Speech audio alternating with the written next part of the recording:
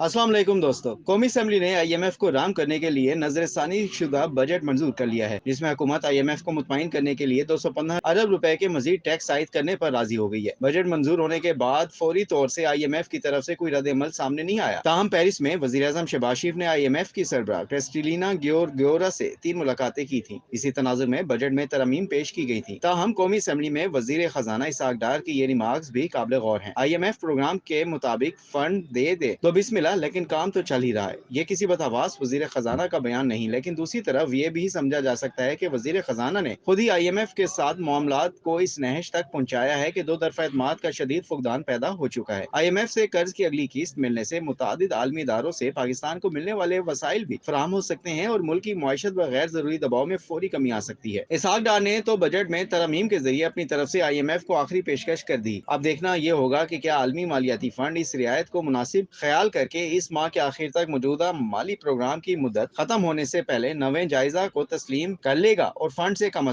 एक मजीद किस्त पाकिस्तान को फराहम हो जाए। यूँ मुल्क की मुआशत पर फौरी दबाव में कमी आएगी। ताहम देखा जा सकता है कि मुल्क की सियासत की तरह मुआशी मामलात के बारे में भी सूरत हाल वाज़ेह नहीं है। मुल्क में अगरचे एक जमहूरी हुकूमत काम कर रही है, लेकिन हकाइक की असल तस्वीर सामने लाने से गुरेज किया जाता है। ये रवैया नारों की सियासत का मुंतकी नतीजा है। जिस मुल्क में सियासी लीडर और पार्टियां अवाम को तसल्लियां देने की आदी हों, हकाइक बताने के बजाय कौमी इफ्तिखार की झूठी सच्ची कहानियां सुनाकर लोगों को बेवकूफ बनाने का रिवाज आम हो, वहाँ असल तस्वीर हमेशा धुंधली रहती है। वजीर खजाना इसहाक डार और वजीर आजम शहबाज शरीफ गुज़िश्ता चंद माह के दौरान मुतादिद बार ऐलान कर चुके हैं कि IMF की तमाम शराइत पूरी की जा चुकी हैं। बस एक आध हफ्ते में इस प्रोग्राम के तहत मुल्क को अगली किस्त वसूल हो जाएगी। यही बयान कौमी बजट पेश करते हुए सुना गया था और अब इसमें 200 अरब से जायद टैक्सों का इजाफा करते हुए भी यही ऐलान सामने आया है। ऐसे में सच तलाश करना हो तो इसहाक डार का कौमी असेंबली में एक साफी के साथ किया जाने वाला सलूक याद कर लेना चाहिए। IMF मुआहदे के हवाले से एक सादा और जायज सवाल के जवाब में वजीर खजाना का इश्तियाल और साफी पर इल्जाम तराशी का रवैया जाहिर करता है कि वो सच्चाई का सामना करने से घबराते हैं और जब ये सच्चाई सवाल की सूरत में उनके सामने लाई जाए तो वो खफा होते हैं। ये भी नोट करना चाहिए कि पार्लिमानी कार्रवाई की रिपोर्टिंग करने वाले साफियों के ग्रुप के सिवा किसी तरफ से एक वफाकी वजीर के इस तर्ज अमल पर कोई रद्द अमल सामने नहीं आया। मुल्क में आजादी सहाफत के हवाले से बहुत बात की जाती है, लेकिन कैमरे के सामने एक साफी के सवाल के जवाब में सिस्टम की खराबी का जिम्मेदार अंसर करार देने पर वजीर खजाना से कोई बात पर्स नहीं हो सकती। पाकिस्तानी सियासतदानों को मगरबी जमहूरी रिवायत की मिसालें देने का बहुत शौक है, लेकिन वो ये तस्लीम नहीं करेंगे कि अगर ऐसा ही रवैया किसी मगरबी जमहूरी मुल्क के वजीर ने एक साफी के साथ इख्तियार किया होता तो उसे काबीना से इस्तीफा देना पड़ता। पाकिस्तान अलबत्ता एक अनोखा जमहूरी मुल्क है, जहाँ असूलों और सेहतमंद रिवायात के साथ खिलवाड़ करने वालों को मुल्क के लिए नागुज़ीर करार दिया जाता है। साल भर पहले अदालती अहकामात पर जेल जाने के खौफ से लंदन से फरार होने वाले इसहाक डार अब न सिर्फ गैर जमहूरी बल्कि गैर इंसानी तर्ज अमल का मुजाहरा कर रहे हैं, लेकिन कहीं से कोई हर्फ मुजम्मत सुनने में नहीं आता। ऐसे अनासर की पुश्तपनाही करने वाले ख्वाह जमहूरियत के लिए अपनी खिदमात की कितनी ही लंबी फहरिस्त पेश करते दिखाई दें, उनकी बातों पर एतबार नहीं किया जा सकता। हुकूमत जरूर मुश्किल का शिकार होगी, इससे दाखिली और आलमी तौर से मुतादिद ऐसी मुश्किलात का सामना भी है जिसके बारे में आम लोगों को कोई खास एहसास नहीं है। ताहम इसकी तमाम जिम्मेदारी ड्राइंग रूम सियासत, अंदरून खाना मामला तय करने के तरीके और अवाम को एतमाद में लेने की बजाय बेवकूफ बनाने वाले बयानबाजी पर आयद होती है। जमहूरियत अवाम की मर्जी से मुंतखब होने वाले नुमाइंदों पर मुश्तमिल हुकूमत कायम करने का नाम है। ताहम इसका यह मतलब हरगिज नहीं हो सकता कि हल्का जाती सियासत, खानदानों या बरादियों के असर नफूस से नशिस्तें जीतने की कोशिश के बाद गठजोड़ की बुनियाद पर कायम होने वाली हुकूमत को जमहूरी करार दिया जाए। जमहूरी हकाइक अवाम के सामने लाने और हर मरहले पर उनकी राय लेने की कोशिश करने का नाम भी है। जिंदा और तवाना जमहूरी मुल्कों में पार्लियामेंट के अलावा मीडिया और दीगर सिविल फोरम्स पर अहम अमूर जेर बहस आते हैं और हुकूमतें ऐसे तमाम फोरम से रहनुमाई हासिल करने की कोशिश करती हैं। पाकिस्तान में इसके बरक्स रवैया इख्तियार किया जाता है, क्योंकि इक़्तिदार की राहदारियों में बारियों का इंतजार करने वालों को अवाम की जरूरतों या ख्वाहिशात का एहसास नहीं होता। उनकी एक ही ख्वाहिश होती है कि मसाइल की जिम्मेदारी मुखालिफ सियासी फरीक पर डालकर अवाम को गुमराह किया जाए और किसी तरह अपने लिए रास्ता हमवार किया जाए। मुल्क में अगर जमहूरियत अवाम को गुमराह करने का तरीका ना बनाया होता तो एक सहाफी के साथ बदकलामी के अलावा IMF प्रोग्राम के हवाले से बार बार झूठ बोलने वाला वजीर खजाना कौमी असेंबली में अपने ही तैयार करदा बजट में नजरसानी की तजवीज मंजूर ना करवा रहा होता। कहा जा रहा है कि पाकिस्तान में बहुत बड़ी तब्दीलियां रूनुमा होने वाली हैं, लेकिन ये तब्दीलियां क्या होंगी, उनके बारे में कौन फैसला करेगा और क्यों ये बावर कर लिया गया है कि गब्बूरी